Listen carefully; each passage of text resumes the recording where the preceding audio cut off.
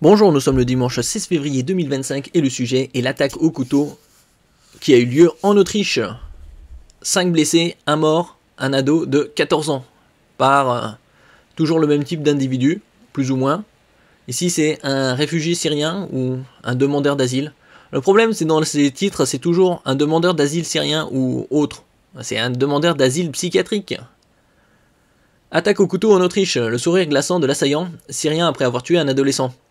Une attaque au couteau a fait 1 mort et 5 blessés à Villach, en Autriche. Ce drame ainsi que l'attitude du suspect lors de son interpellation ont horrifié de nombreux internautes. Horrifié, c'est une banalité maintenant. Des responsables politiques français ont également exprimé leur indignation. Comme par exemple Jordan Bardella. Ici. En Autriche, ce Syrien a attaqué 5 personnes au couteau, tuant un adolescent de 14 ans. Si on voit l'image... Le voici tout sourire après avoir commis son acte ignoble. Cette image est le symbole de la barbarie assumée à laquelle nous devons enfin riposter sans faiblesse. Ouais, ça c'est la barbarie, et ici c'est la faiblesse. Une nunuche avec un flingue pointé vers le sol, alors qu'il devrait être pointé un peu plus à l'horizontale. N'oubliez pas de vous abonner pour plus de news nationales, européennes et internationales sur ce monde merveilleux dans lequel nous vivons. Et donc il y a eu aussi d'autres commentaires sur Twitter ou X-Twitter.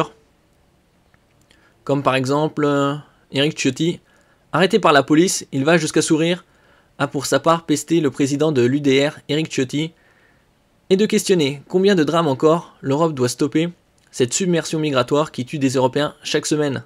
Chaque semaine, c'est tous les jours. Il y a eu des scandales au Royaume-Uni, de violences sur des ados, des meurtres par dizaines, centaines, voire milliers, tout cumulé. En effet, c'est très drôle de tuer. En pleine arrestation, il esquisse un sourire. C'est de son côté désolé. Claire Geronimi, nouvelle vice-présidente du parti d'Eric Ciotti. Colère similaire pour Stanislas Rigaud, président de Génération Z, le mouvement de jeunesse du parti d'Éric Zemmour. Pleurez car vous êtes tués sur votre propre sol. Pleurez car nos dirigeants laissent la barbarie sévir partout en Occident. Enfin, les dirigeants sont complices, hein. C'est de la vermine. Pleurez car en face... Détruire des vies fait sourire. C'est comme le système judiciaire. Est-ce que la justice est pourrie? Après, il y a la justice, les livres de texte, et le système judiciaire, les juges, qui appliquent les peines. Enfin, appliquent les peines, c'est selon leur bon vouloir. Et après, ils libèrent des criminels.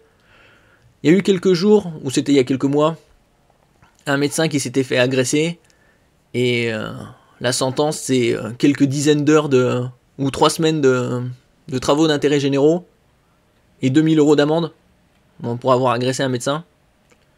C'est le problème. Le problème, c'est les politiciens, le système judiciaire, entre autres.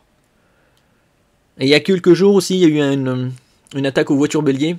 Cette nouvelle attaque survient 2 jours après la voiture bélier en Allemagne. Je crois que c'était en Bavière, ou dans le sud. Bon, c'était commis jeudi en pleine rue à Munich, donc ouais, en Bavière. Et donc il y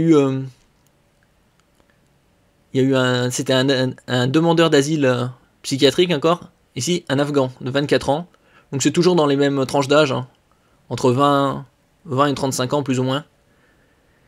Et ici il y a eu 2 morts, c'était une mère et sa fille de 2 ans, une femme de 37, une petite fille de 2 ans et sa mère de 37 ans, blessés avec 37 autres personnes dans l'attentat à la voiture bélier commis jeudi en pleine rue à Munich, Allemagne. Sont décédés samedi 15 février, a annoncé la police locale. Oui, c'est comme les histoires aussi, c'était l'année dernière ou l'année d'avant, en Savoie, où un autre dégénéré avait poignardé des enfants qui avaient 3, 4, 5 ans. Bon, c'était des enfants très jeunes. Merci pour votre écoute et à la prochaine.